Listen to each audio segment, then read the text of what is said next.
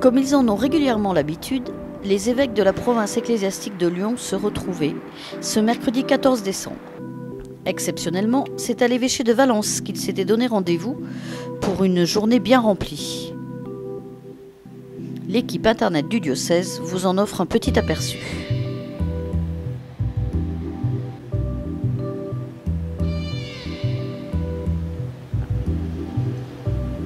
Alors nous nous rencontrons, on peut dire, 2 fois par trimestre.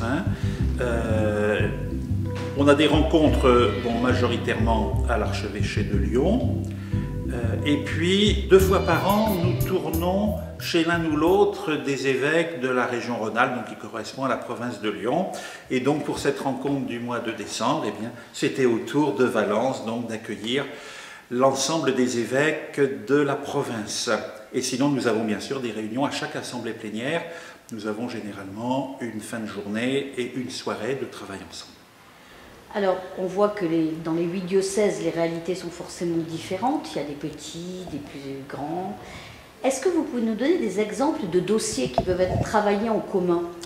Aujourd'hui, nous allons travailler autour, nous avons un dossier important qui est autour de l'enseignement catholique, puisqu'il y a donc le projet de doter l'enseignement catholique pour notre pays d'un nouveau statut.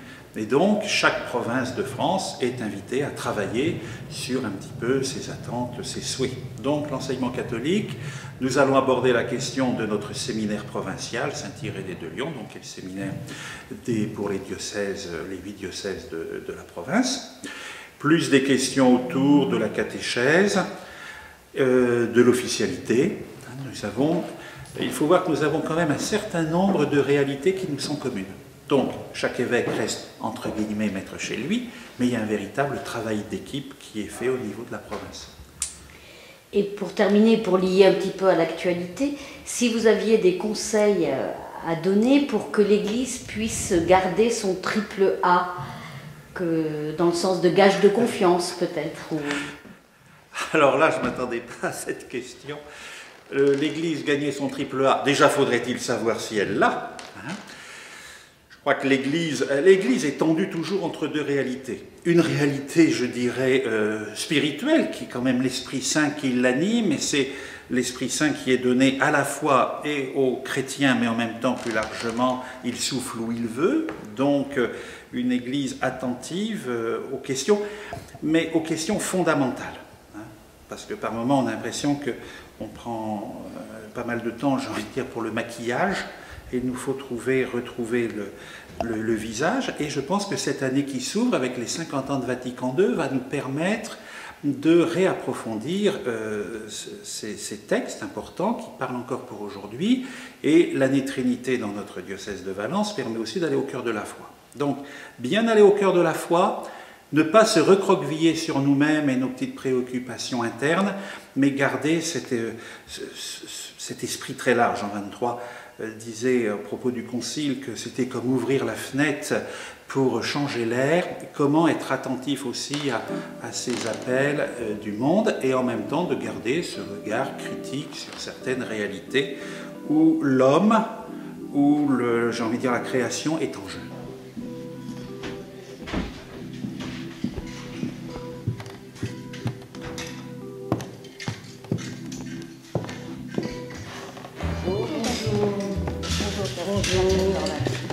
Bonjour. C'est une rencontre de province, donc elle est essentielle, c'est-à-dire que tous les évêques de notre province travaillent ensemble. Donc pour nous, vous comprenez bien que c'est très important, parce que c'est l'occasion de rencontre et à la fois de partage sur ce que l'on vit, nos soucis, nos préoccupations, mais aussi toutes nos initiatives. Donc on partage beaucoup là-dessus. Et puis il y a un certain nombre de chantiers qui sont traités ensemble. Vous demandez, Monseigneur de Quirimel, à l'approche de Noël et en cette période un petit peu de crise, si on veut être réaliste, beaucoup d'évêques ont pris la parole. Qu'est-ce que vous auriez à nous dire, plus particulièrement à l'approche de Noël ? Alors effectivement, j'ai rédigé un message de Noël dont le titre est « Noël de crise ».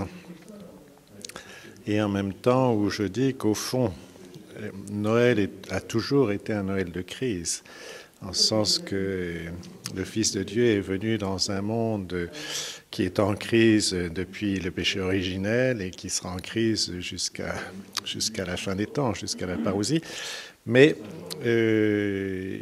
en même temps, la crise que nous traversons est aussi un appel très particulier à tous les chrétiens, à tous les hommes de bonne volonté, pour essayer de prendre les moyens d'une part de sortir de la crise, d'autre part d'aider ceux qui sont les plus fragilisés par la crise.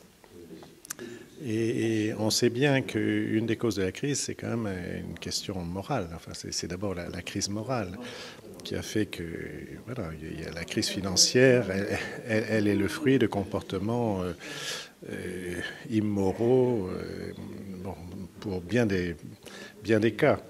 Et donc, nous avons, nous les chrétiens, sans cesse à redire le sens de la personne humaine, le sens du bien commun. Et je crois que déjà par là, nous pouvons aider et relever les défis de la crise. Et d'autre part, nous avons le devoir d'être attentifs à ceux qui sont en train de dévisser, comme on pourrait dire, en montagne, à cause de la crise. Et nous devons être attentifs à eux particulièrement. Bonjour, qu'est-ce qui se passe? Bonjour, madame. Est-ce que vous pourriez nous dire en quelques mots ce qui peut se partager et l'objectif d'une rencontre telle que celle qui est organisée aujourd'hui? D'abord, ce sont des frères qui se retrouvent. Donc, on a 2, 3, 4 réunions par an, plus les moments où on se retrouve à Lourdes et où on a des rencontres propres à notre province. Ensuite, on partage beaucoup de nouvelles parce que ce sont des diocèses voisins. Donc, il y a beaucoup de jeunes de Valence qui vont aux études à Grenoble ou à Lyon, etc. Donc, on a énormément de contacts multiples, entre nos prêtres aussi d'ailleurs, parce que souvent, ils ont été formés au même séminaire qui est un séminaire provincial. Donc, il y a énormément de liens. Tous nos services aussi travaillent en commun. Vous voyez, par exemple, le service de la pastorale des jeunes, ils organisent un pèlerinage au puits, etc. Le service de la catéchèse, le service de la formation aussi, ils ont des réunions provinciales pour comparer, s'entraider, etc. Et puis alors, nous avons beaucoup de questions communes. Par exemple, nous avons une officialité commune, nous avons une université catholique qui nous est commune avec encore beaucoup d'autres diocèses, nous avons un séminaire provincial. Donc chacun partage des nouvelles ou des soucis, même s'il le veut, alors là comme il le veut sur son diocèse, et puis ensuite nous traitons nos affaires communes. Par exemple, la dernière fois on avait reçu les aumôniers de prison. Donc ils travaillent vraiment ensemble. Alors, ils étaient venus, ils avaient passé une demi-heure, 3/4 d'heure avec nous. Une autre fois, on a invité tous ceux de la pastorale du tourisme. Donc c'est pas du tout pareil, le tourisme avec la neige dans les Alpes, à Chambéry, où la population triple, etc. Et puis le tourisme en Ardèche ou à Lyon au moment des grandes fêtes du 8 décembre. Voilà. Mais donc on partage ces différentes choses. Alors parfois, ce sont des diocèses qui ont vraiment rien à voir et c'est très très très différent. Et d'autres fois, c'est très proche. Oh ben vous savez, quand on vient dans une rencontre entre évêques de la province, je crois qu'on se communique d'abord beaucoup d'informations sur la vie de la province et évidemment sur les diocèses dont chacun est responsable. Et puis en même temps, il y a quand même des moments où on prend des décisions qui concernent l'ensemble de la vie de la province. Et souvent, ce sont des décisions importantes qui appellent de la part de chacun une réflexion qu'on met en commun et qui permet ensuite donc de prendre une décision avec, disons, un maximum de consensus, ce qui permet aux décisions d'être bien accueillies dans les diocèses parce qu'elles reflètent, disons, l'opinion de l'ensemble des évêques. En gros, c'est cela qui se passe, oui. Voilà. Le temps, Esprit très saint, dans le cœur de tes fidèles, unis au Père et à son Fils, tu viens répandre ta lumière. Que notre langue et notre cœur, que notre vie, que notre force s'enflamment de ta charité pour tous les hommes que tu aimes. Exauce-nous, ô Tout-Puissant, par Jésus-Christ, ton Fils unique, qui règne avec le Saint-Esprit